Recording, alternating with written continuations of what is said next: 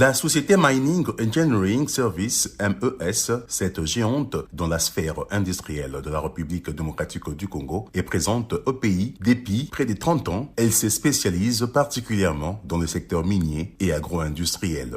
Avec l'appui et l'accompagnement du Fonds de promotion de l'industrie FPI, MES compte capter les opportunités de croissance, notamment dans le secteur minier, où les besoins en intrants et en matériel se font de plus en plus se sentir, et dans les secteurs agro-industriels à la vue de la croissance démographique et celle de la consommation. Voilà l'essentiel du message porté à l'intention du directeur général du Fonds de promotion de l'industrie, Bertin Mudimu Tshisekedi, et sa suite lors de cette visite d'itinérance. Dans le cadre d'un partenariat gagnant-gagnant, 3 grands projets de l'entreprise MES bénéficient déjà de l'accompagnement du FPI. Il s'agit d'Anados Africa, une industrie spécialisée dans la production d'anodes avec une capacité de 50 000 anodes par an. Elle a l'intention de booster sa production à 80 000 afin de créer 220 nouveaux emplois dans cette partie de la République.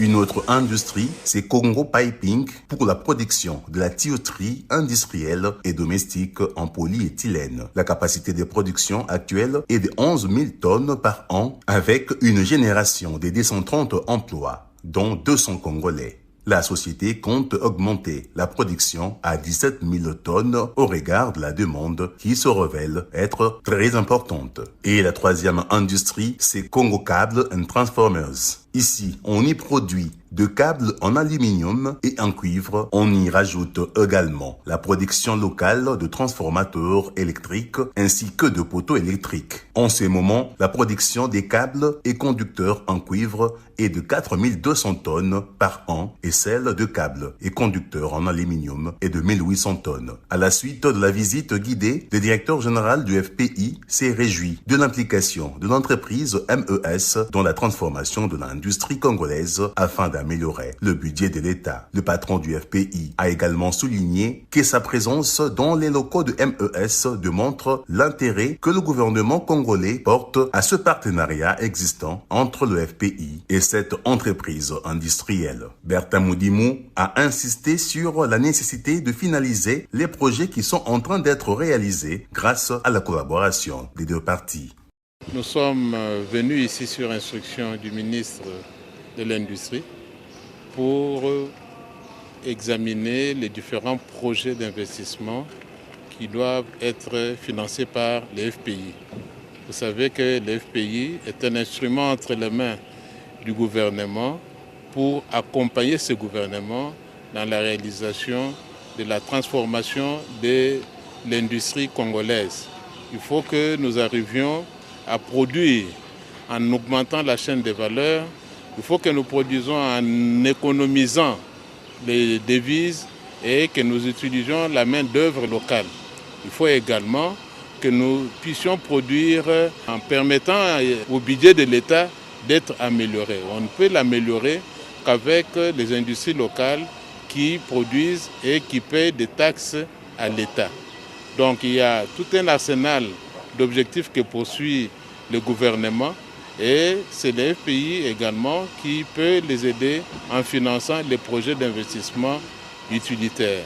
Nous en avons entendu parler, nous sommes venus pour voir de visiter tous ces projets d'investissement et je peux dire que nous avons été satisfaits de la qualité du travail parce que sincèrement, le défi congolais est en train de trouver des réponses par ce que nous avons vu.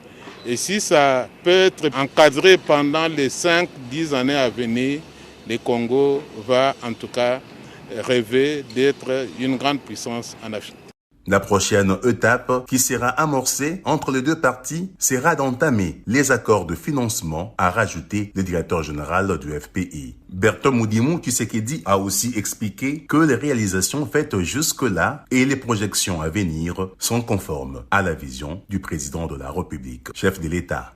Si le président veut que les Congolais parviennent à réaliser eux-mêmes leur production, et je peux dire que la vision du chef de l'État est rencontrée par le biais du FPI qui essaye d'appuyer les projets qui sont des projets producteurs, des projets intégrateurs, des projets qui remplacent les exportations par les importations et ainsi contribuer à l'amélioration de la production nationale et par voie de conséquence de la richesse nationale.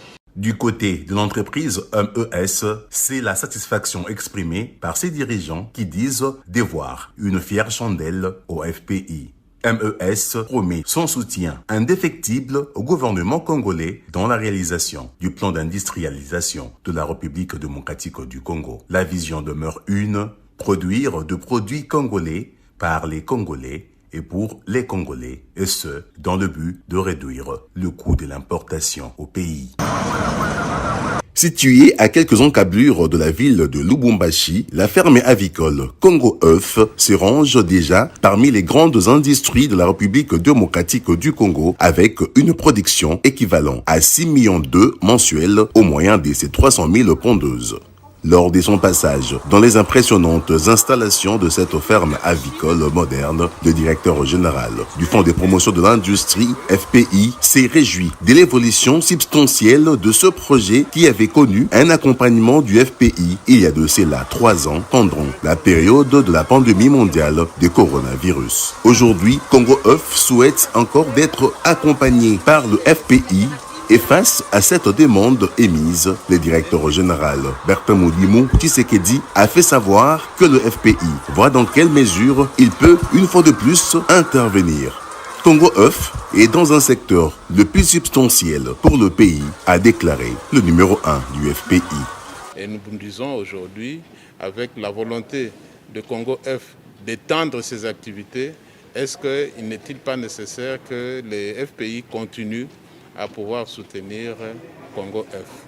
Nous allons alors, sur base des documents qui nous seront envoyés par Congo Œuf, voir dans quelle mesure nous pouvons continuer à soutenir cette action parce que ça rentre tout droit dans la vision du président de la République de pouvoir contribuer à l'alimentation bonne et équitable de la population congolaise.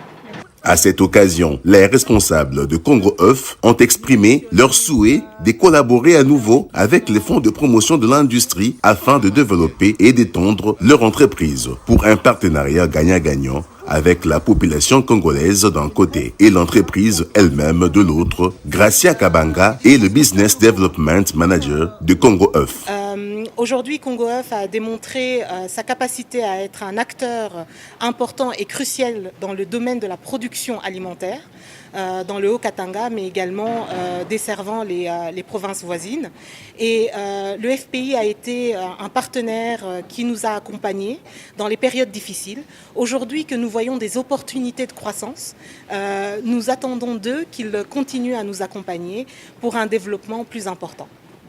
Pour rappel, Congo Œuf dispose de plus de 300 000 poules pondeuses et produit actuellement 6 millions d'œufs par mois, soit environ 200 000 œufs par jour. Cette société dessert en grande partie la région du Grand Katanga et celle du Grand Kasaï. Ces marchés importants sont les villes de Lubumbashi, Bujimaï, Kananga, Kolwezi et Kalemi. En sollicitant du FPI un nouveau financement, la ferme avicole Congo Œuf voudrait s'investir dans la chaîne de valeur par la production locale des aliments pour volailles. Ceci est un réel problème auquel fait face plus d'un aviculteur en République démocratique du Congo.